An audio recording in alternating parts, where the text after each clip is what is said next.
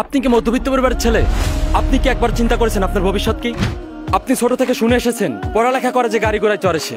আমি যদি বলি এই কথাটা মিথ্যা, চুরি চামারি করে যে গাড়ি ঘোড়ায় চড়ে সেই কথাটা সত্য, কি বুঝতে একটু কষ্ট হচ্ছে তাই না? এটাই আজকে আপনাদেরকে আমি বোঝাবো। আপনি যদি এখন এইচএসসি লেভেলে পড়াশোনা করে থাকেন, তাহলে আপনি আপনার ভবিষ্যৎ নিয়ে এখনো কোনো পরিকল্পনাই করেন নাই, বা চিন্তা করেন নাই, বা বিষয়টা নিয়ে ভেবেই দেখেন নাই। কারণ আপনার ওই বয়সটাই হয় নাই। পড়ালেখা করতেছেন, বাপের হোটেলে খাইতেছেন, ভাবতেছেন পড়ালেখা করতেছি কিছু তো একটা হবেই, ভ্যান রিক্সা বা মাঠে কাজ তো আর করতে হবে না। আর যারা গুড স্টুডেন্ট, পড়ালেখায় অনেক ভালো, তারা ভাবতেছেন ভালোভাবে পড়াশোনা করতে হবে, ভালো একটা জায়গায় যেতে হবে। হ্যাঁ, এই কথাটা মিথ্যা না, ভালোভাবে পড়াশোনা করলে আপনি ভালো একটা জায়গায় অবশ্যই যাবেন, কিন্তু এটা সবার জন্য না। ভালো স্টুডেন্টের পাশাপাশি আপনার বাপের প্রচুর টাকা থাকতে হবে। আপনার মেধা আছে, যোগ্যতা আছে, কিন্তু আপনার বাপের টাকা নাই, তো আপনার কিছুই নাই, আপনি কিছুই করতে পারবেন না। না পারবেন ভালো একটি ইউনিভার্সিটিতে ভর্তি হতে, না পাবেন ভালো কোনো সুযোগ। কিন্তু আপনি যখন দেখবেন আপনার থেকে পড়ালেখায় যারা উইক, আপনার থেকে পড়ালেখায় পিছিয়ে আছে, এসএসসি লেভেলে ইন্টার লেভেলে আপনার থেকে পয়েন্ট কম, তারা ভালো একটি ইউনিভার্সিটিতে ভর্তি হয়ে গেছে। যাদের ওই ইউনিভার্সিটিতে পড়ার কোনো যোগ্যতাই নেই, কিন্তু তারা ওই ইউনিভার্সিটিতে ভর্তি হয়ে গেছে, এটার একটাই কারণ তার বাপের টাকা আছে। তো এখানে টাকাকে প্রাধান্য দেওয়া হলো, মেধা বা যোগ্যতাকে নয়। যার ফলে এইসব অদক্ষ, মেধাহীন, যোগ্যতাহীন বাপের টাকাওয়ালা ছেলেদের দেশের বিভিন্ন বড় বড় গুরুত্বপূর্ণ সেক্টরে চাকরি হয়ে যাচ্ছে।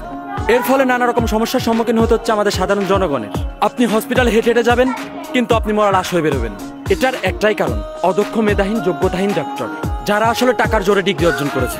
সাধারণ একটি ব্রিজ করতে গেলে বাইরের দেশ থেকে ইঞ্জিনিয়ার আনতে হচ্ছে, তাহলে আমাদের দেশে যারা ইঞ্জিনিয়ারিং করেছে তাদের দরকার কিসে?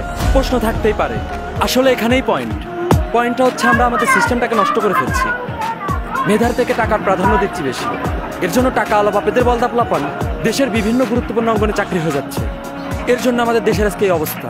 আপনার একটা কথা মনে রাখবেন, ছাগল দিয়ে কখনো হাল চাষ করা যায় না। আর দেশের মেধাবী ছেলেরা টাকার অভাবে বেকার হয়ে কেউ নেশা করছে, কেউ কৃষিকাজ করছে, কেউ ভ্যান চালাচ্ছে, আবার কেউ মাতৃভূমির মায়া ত্যাগ করে বিদেশ পাড়ি দিচ্ছে। সব ছেলে মেয়েদের একটি ইচ্ছা থাকে তারা সরকারি চাকরি করবে। 18 থেকে 21 বছরের ছেলে মেয়েদের একটি সুযোগ আসে পুলিশ, সেনাবাহিনী, নৌবাহিনী, বিমান বাহিনী, বিজিবি হওয়ার। এটি সরকারের ডিফেন্স পদে নিয়োগ দেওয়া হয়ে থাকে। এই ডিফেন্স পদে সৈনিকরা দেশের মানুষ এবং দেশকে আত্মরক্ষা করে থাকে। এই সৈনিক পদে চাকরি পাওয়ার জন্য আপনার ভালো ফিটনেস থাকতে হবে এবং এই চাকরি পাওয়ার যোগ্যতা থাকতে হবে। কিন্তু যোগ্যতার বিচার আপনি পাশ করলেও আপনার চাকরি হবে না, কারণ আপনার বাপের টাকা নেই। উল্টা দেখবেন এমন কিছু পাবলিকের চাকরি হবে যারা এই চাকরি পাওয়ার যোগ্য না, তারা চাকরি পাবে কারণ তাদের বাপের টাকা আছে।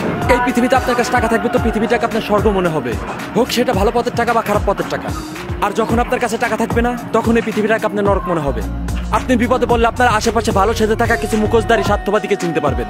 তাই একটা কথা আছে, তুমি আপন মানুষদের তখনই চিনবে যখন তুমি বিপদে পড়বে। তাই বিপদে পড়া জীবনের একটি গুরুত্বপূর্ণ অংশ, কারণ এখান থেকে তুমি অনেক কিছু শিখবে। আপনি একটা জিনিস লক্ষ্য করলে দেখবেন, এখনকার প্রেক্ষাপটে ব্যবসায়িকের ছেলে ব্যবসায়িক হচ্ছে, শিক্ষকের সন্তান শিক্ষক হচ্ছে, পুলিশের সন্তান পুলিশ হচ্ছে, রিক্সাওয়ালার সন্তান রিক্সাওয়ালাই হচ্ছে, চোরের সন্তান চোর হচ্ছে। আপনি রিক্সাওয়ালার ছেলে, পড়ালেখা করতেছেন, ভালো স্টুডেন্ট, অনেক মেধাবী, এইচএসসি লেভেল, ইন্টার লেভেল আপনার ভালো পয়েন্ট, কিন্তু আপনার বাপের টাকা নাই, তো আপনার পড়ালেখার কোনো দাম নাই। তো আপনার ভবিষ্যৎ কি? আপনার ভবিষ্যৎ জিরো। হ্যাঁ, আপনি যখন বুঝতে পারবেন আপনার ভবিষ্যতে কোনো নিশ্চয়তা নাই, বা এক কথায় ভবিষ্যৎই নাই, যখন পরিবারের চাপ আপনার উপর আসবে, তখন আপনার একটি ডানা ছাড়া পাখি মনে হবে।